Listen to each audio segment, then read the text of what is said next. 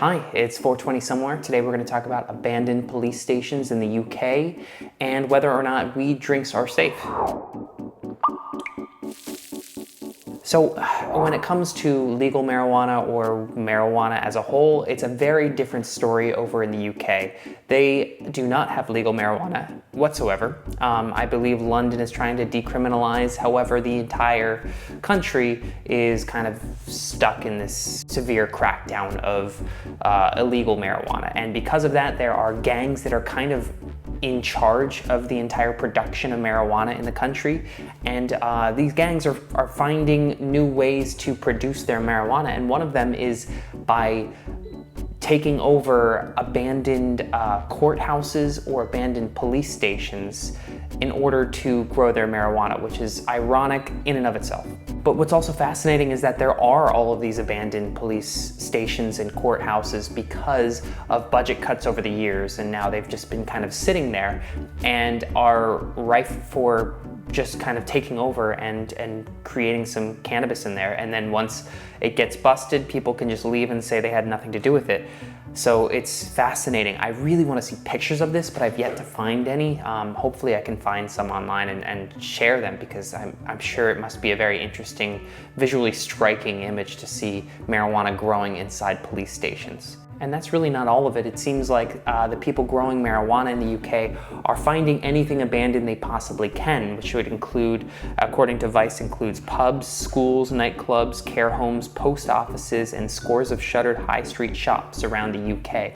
So it's all over the place. And when there is something abandoned long enough, you're sure to find people actually get in there and start growing marijuana, which is kind of wild.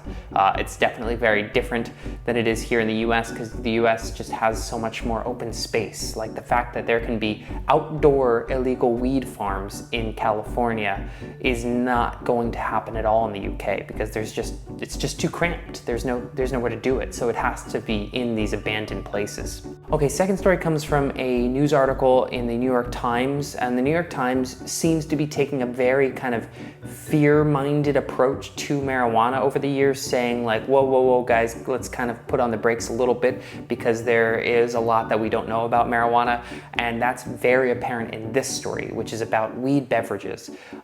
They are growing more and more popular every single month. For instance, in 12 states that they are actually legal weed drinks, the beverages are up around 65% from 2020 to 2021, which is a huge leap. It's nowhere near the cap of this. It's going to continue rising. It probably is this year. We just don't have the data yet. So it is something to be mindful of. However, this article kind of is coming from a stance of saying the weed drinks are not as healthy as we think they are. And when it comes down to the actual reasons they put out for that, it's not really enough. And their main thesis is just saying, we don't know enough about it, so we need to like kind of research more before we buy these weed drinks. And yeah, that's fine. I think a lot of that comes down to education, but that's not really something that means that we should stop selling these weed drinks. It means that we should educate people. So for instance, one of the reasons they lay out is that it's easy to accidentally consume too much THC.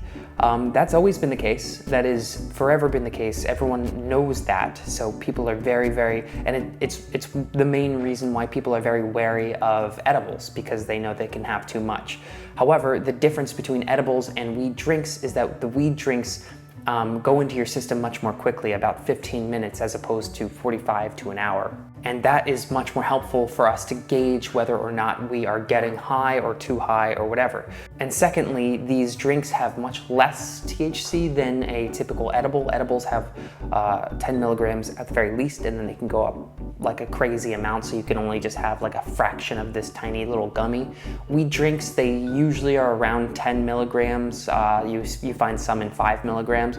Me personally, I would have 5 milligrams and probably be fine. 10 milligrams is too much for even me. And when you drink the THC, it actually kind of goes into your system. It's almost more potent. So you do have to watch out. Yes, I agree with that. But that doesn't mean that weed drinks are something you should stay away from. It's kind of silly for them to point this out as a reason to say they're not as healthy. One of the reasons they point out, which is like makes me question the author's stance here, is to say marijuana can be addictive. It's absurd to say that in this article because yes, marijuana can be addictive in a psychological stance. It cannot be addictive in a physical way. It can be addictive in a way where, like, if you have a lot over time. I don't know if somebody's going to get addicted to weed drinks, though. I don't think I've ever heard of that. I don't think that has happened yet. I'm sure it'll happen at some point, but right now, that's not really something we have to worry about. And then their final point is doctors just don't know enough about these drinks. And you know, that's what makes me really think that this article is either prematurely written or written with a specific ulterior motive in mind, because it's not giving a stance of saying these are becoming more popular. We don't quite know enough. We don't quite know much about them. However, they seem to be fine. They seem to be light. They seem to be carefree, which is really what they seem to be. So this article is silly. I'm starting to become more and more wary of anything I read in the New York Times about marijuana because they have stances that are a little bit unfair to the large scope of the entire plant. Those are the two stories. It is New Music Friday. Today we have a new album by Julia Jacklin. It's called Pre-Pleasure, which is an awesome name for an album.